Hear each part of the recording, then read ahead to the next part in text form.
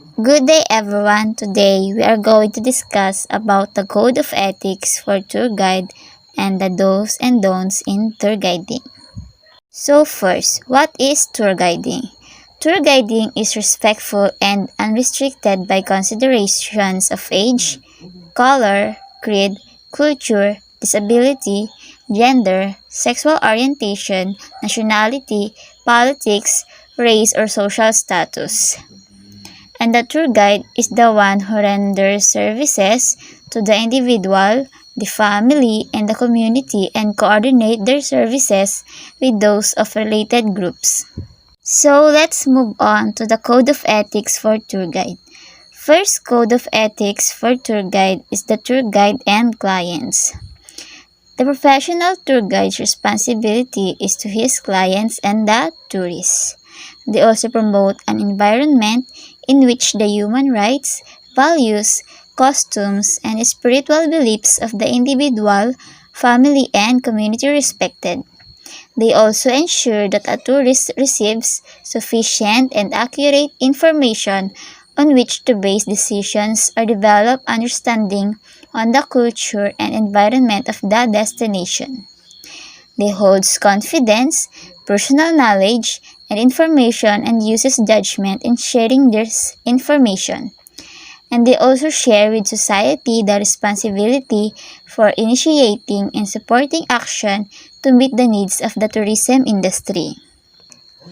Second code of ethics is the tour guide and practice. The tour guide carries personal responsibility and accountability for practice and for maintaining competence by continual learning. They maintain a standard of personal health such that the ability to provide service is not compromised. They uses judgment regarding self-competence when accepting and delegating responsibility. They also maintain a standard of personal conduct which reflect well on the profession and enhance public confidence. They also ensures that the use of technology and scientific advances are compatible with the safety, dignity, and rights of clients and tourists.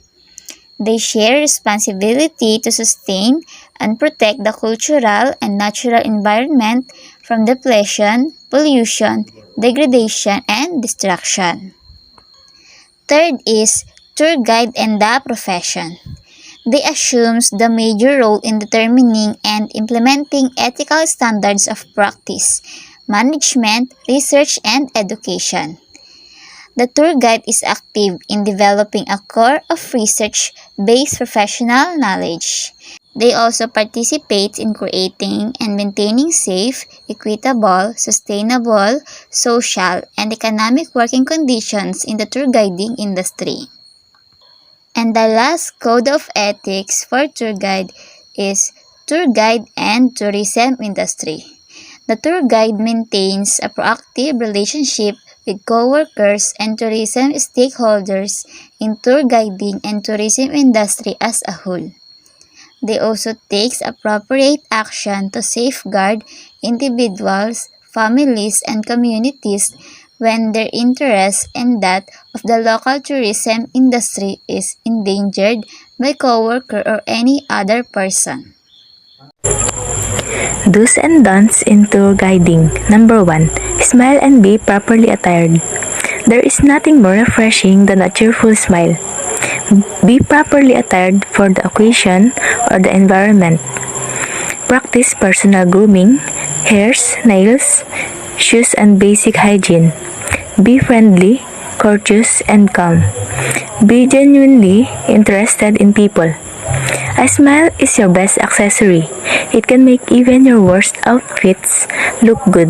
Why? Because a smile is a sign of confidence, and no matter what your smile is, confidence is the most important part of any ensemble. Having a more beautiful smile could make you a more confident person. Always wearing a smile and being properly attired all the time, it would attract attention and will make you look more professional. Number 2. Seek common interests and healthy lines of communication. No matter how tired or upset you are, be courteous.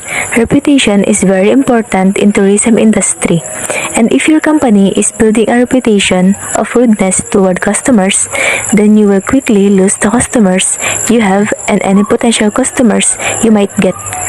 Being polite and courteous might seem trivial, but it can actually make the difference between a company that goes under and a company that thrives. Number 3. Be positive, patriotic, and sincere. Focus on the positive aspects of the commentaries. If you have a negative commentary to make, be tactful. Let your love of country and people show in your words and deeds. Encourage trust and confidence by showing sincerity. A person with a positive attitude always sees the brighter side of every situation. When the situation changes, people with a good attitude can adapt, respond, and excel appropriately, and that's good for your customers and co-workers alike, compared to someone with a poor outlook. Number 4. Be sensitive of the operating environment. React to the usual naturally. Do not panic. Be ready for the unforeseen. What can go wrong will go wrong. Know your tour, your itinerary, the inclusion and exclusion. In our operating environment, we don't know what could happen in the future or in the present. So we just have to be always ready and know the things that we should do, like thinking first how we should act on that situation and if we can really manage to handle it when we already involved on that. Number 5. Avoid guesswork, propaganda, and do not memorize commentaries. Select your materials carefully. Interesting, unusual, amusing, and appropriate. And know important data by heart. If you do not know, say so. Guesswork is easily detected. Develop enthusiasm for research and check and update all information. Never discuss religion and politics. Be neutral in discussion and never use words I think, I guess, or probably. It is better to say, I don't know, but I will find that out. Prepare and memorize statements or classroom type commentaries are as unprofessional as an amateur who adds limited knowledge. Thinking that you are always the correct one, well, it's a no.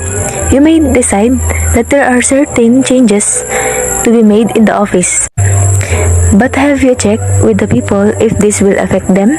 You assume that these changes are necessary and for everyone's benefit.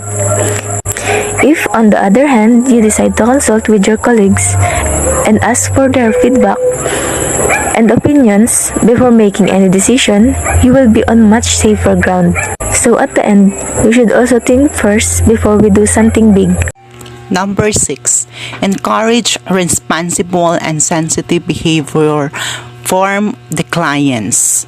Respect local sensitiveness, behave with consideration of others, obey rules that protect the physical and social environment. Encourage responsible and sensitive behavior from the clients is very important because it allows us to effectively function in other cultures, allows us to respect and value other cultures, and can reduce cultural barriers between professionals and their patients. Number 7. Establish rapport with the clients and the suppliers. Guiding as a form of theater, use a bit of drama and acting to arouse interest, provide entertainment, draw the client attention, elicit the cooperation of the supplier, seek grounds of concern with you suppliers for the common good, show genuine friendship with your supplier's staff. Responsive clients bring out the best of a tour guide, and this is what makes tour guiding special. Establish rapport with the clients and the suppliers. The more you get to know your client or suppliers, and the more they get to know you, the easier the process.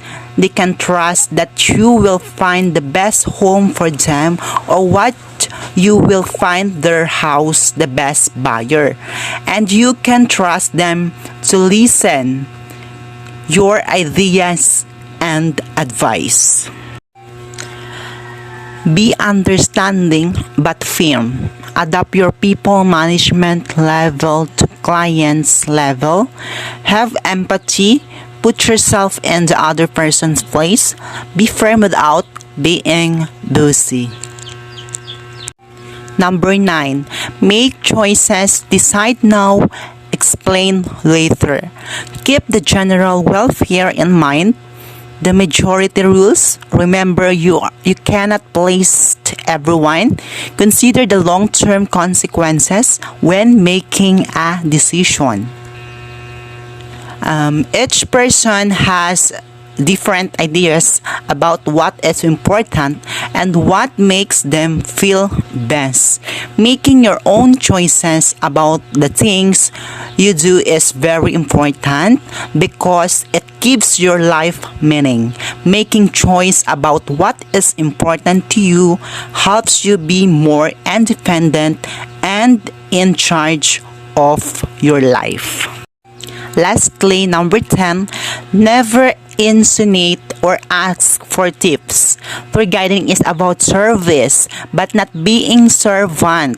A tip earned is a tip servant. A good, knowledgeable, skilled, and professional tour guide will always earn a tip. To insinuate is defined as to suggest or imply something, but not come right out and say it. An example of insinuate is when you suggest that you hate your spouse's new coat without coming right out and saying you do. That's all.